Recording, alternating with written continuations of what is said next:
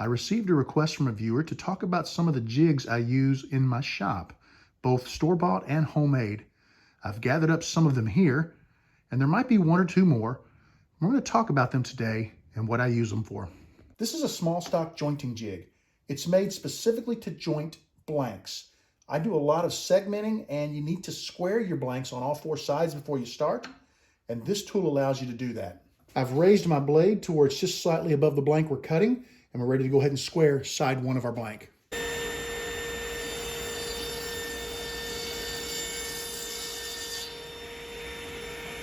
Side one has been cleanly cut. I like to make a little X on the blank so that I'm aware of which side I have squared.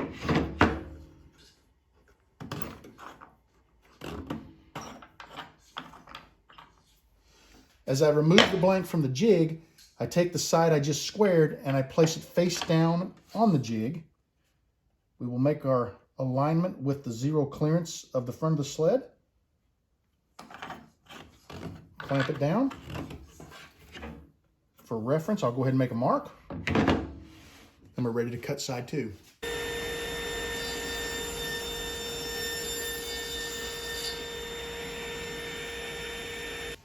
With the second side squared, I'll mark it for reference. And we'll finish the final two sides by installing the fence and running through the blade with a push block. One additional nice feature of this particular jig is you'll notice when I'm running it through the blade, my hand is in the center of the jig. It takes one hand to push it through the blade. My other hand is at my side, so my fingers are completely safe at all times. I started designing this jig, and it's not quite finished. I need to get back to it, but I still use it all the time for making 30-degree cuts on pin blanks. The jig was originally designed to help me build Gissy-style pin blanks, and let me show you a couple of the features. This block is set to 30 degrees, so I can get a perfect 30-degree cut on a blank. I did remove the back hold down because it gets in the way of this hold down, but I've got a blank locked in. It's brought all the way up to the zero clearance of the jig, and we're going to make a cut.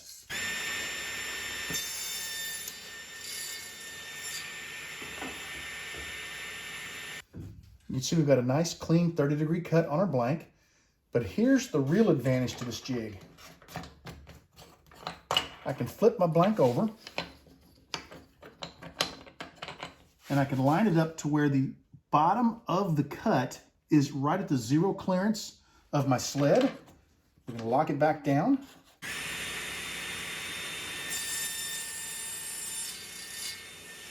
I'm taking a look at our blank. We have the perfect peak for the top of our blank, 30 degrees on both sides. The second piece of a Gissy blank that is important is to be able to put a piece of wood up the middle, an accent wood. That's what this back section is for. Let me show you how that works. I've removed one of my front hold downs because once again, when I designed the jig, I didn't allow enough room to keep the two sections separate. That will be corrected when I go back and make my final modification. I've got a blank locked in here, and this is set to exactly 1/4 of an inch away from the zero clearance of our sled. I've got it locked in with my hold down. Let's cut our next blank.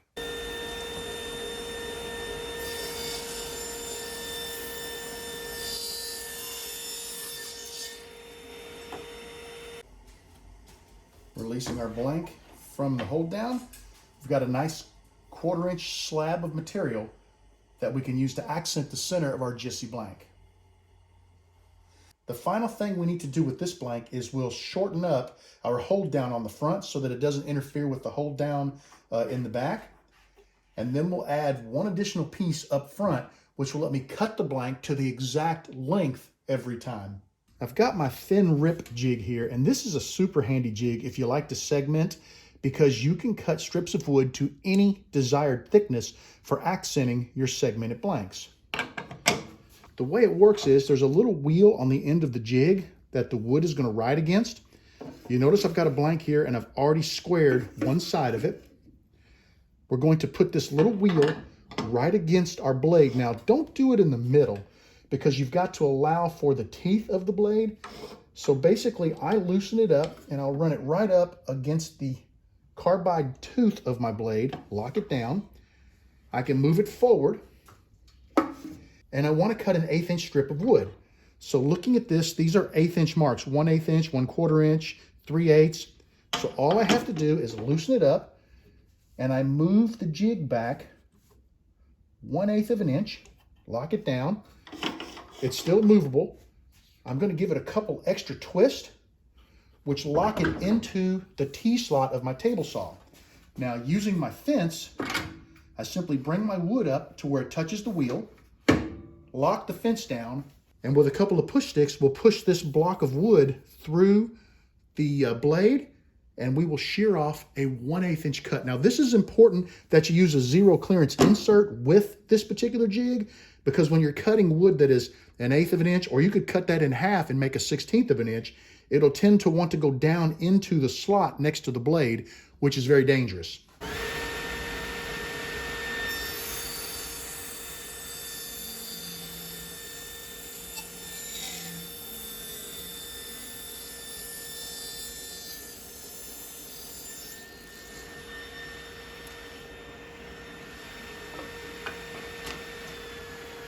And we just cut a perfect 1/8 inch thick piece of material from end to end that we can use for accenting our segmented pins.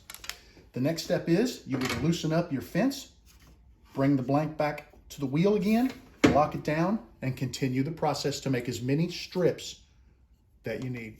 While pushing that wood through the blade, you saw me use this handle. This is a great little jig. It was made for me by Steve Brazil, a good friend of mine. And he also made me this jig, which is the same handle, but it allows me to push. This is 1/4 of an inch, or it may actually be a little larger. It might be 3/8, but it allows me, when I'm very close to the fence, to push very thin material through the blade and keep my hands safe at all times. This jig is designed to cut blanks on the 45. The way it works is fairly simple. You can see I've got 2 blocks of wood here that are cut on the 45. I've got a slice that runs all the way down through the jig. I've got a backstop here to hold on to. I bring my table saw fence up, put the jig onto the blade, make sure the blade will rise above the height of the blank. The blank is simply cradled in between these 2 pieces of wood. To stop the blank from bouncing around while it's being cut, I use a hold down block. It's just a sacrificial piece of wood I place on top of the blank. I hold it like this, and we run the sled through the blade.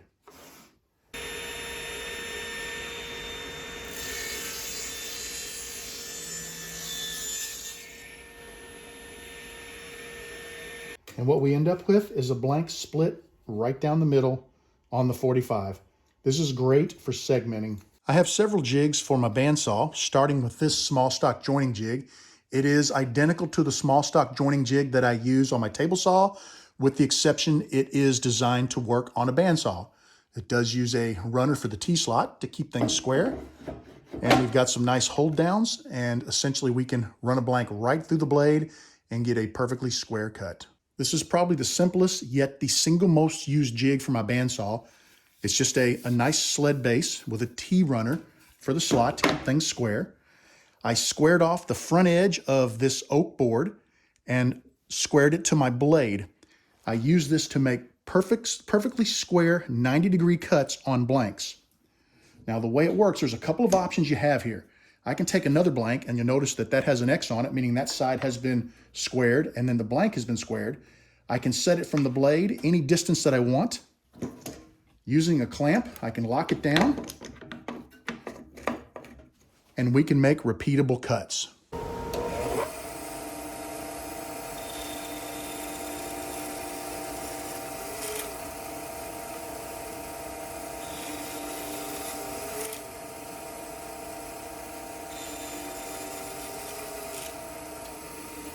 And we can use these for segmenting. This is great if you want to cut slivers off of a blank and then basically glue them back together. I use this for my spiral twist blanks.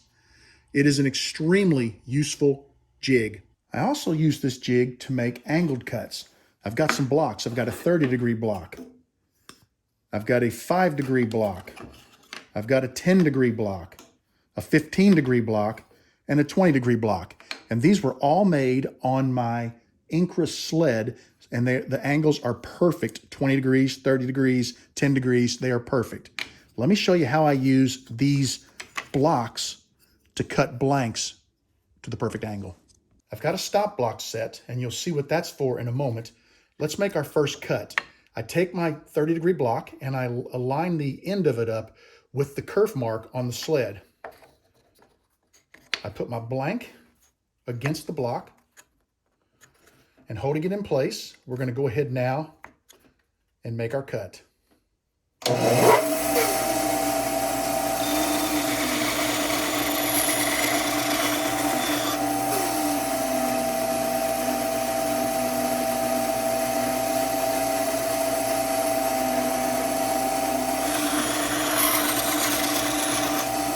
Now the blank I was using was not perfectly square. It's actually rectangular. You can see it's thinner on this side than it is on this side, so I didn't get a perfect cut. But normally what I will do is make cuts and I'll get 30-degree triangles. So you got 30, 30, and 60 are your sides.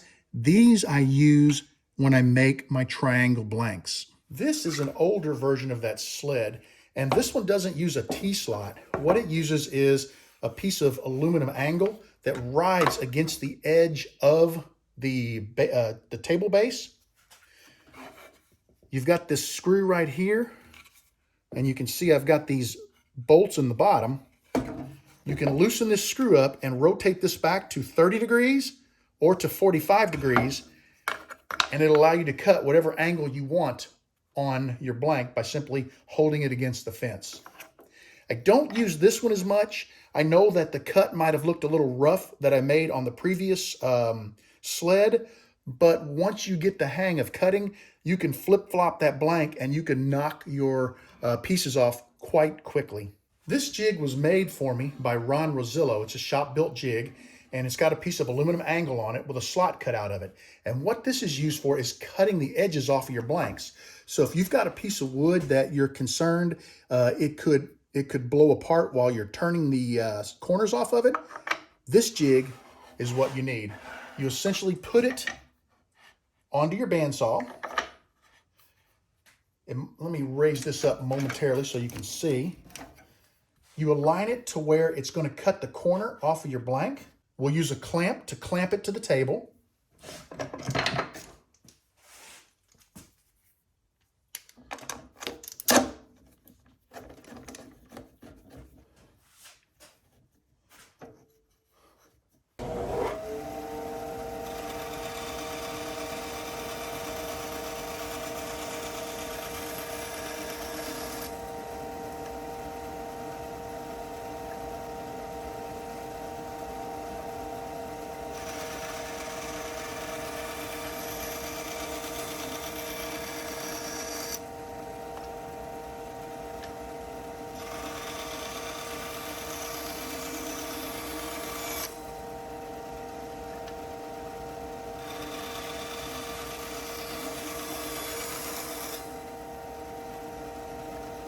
And now we're ready to go to the lathe and not have to worry about turning those sharp angles away from our blank. This is a circle cutting jig. Now you'll notice it doesn't zero clearance to my blade. This was made for my previous bandsaw, and I only made it for one particular project and haven't used it since, but I wanted to show it because it is a valuable jig. And the way it works is there's a T-slot runner that keeps it square. It should normally be right next to your blade. You've got a nail here in the center. I'll take a piece of wood, drill an 1/8 inch hole down through the center of the block of wood, and you'll notice I've got these little green lines on here, and there are holes all along there. I can push the nail out and run it through one of the other holes, and it lets me cut different size circles. Each one of these cuts a different size circle. So basically, you take your block of wood, it has a hole in it, you lay it on your nail. You can bring this right up to where the nail is equal to the blade or in alignment with the blade, and you can spin your blank and it will cut a perfect circle every time. By moving the nail, I can cut, these are 1/2 inch increments, let's just say a 3 inch, 3.5, 4 inch, 4.5, so on and so on. And you could drill a hole anywhere on this blank to cut any diameter circle that you desire. This is another of the most used jigs in my shop. You can see it's just a rectangular block of aluminum with a 90-degree cut down the middle. It has a little block here with a thumb nut so that you can tighten punches. And this is a set of punches. They come in many different sizes. So you select the size that fits your blank tube. And I have never found a size that I cannot turn to this point. You tighten it down.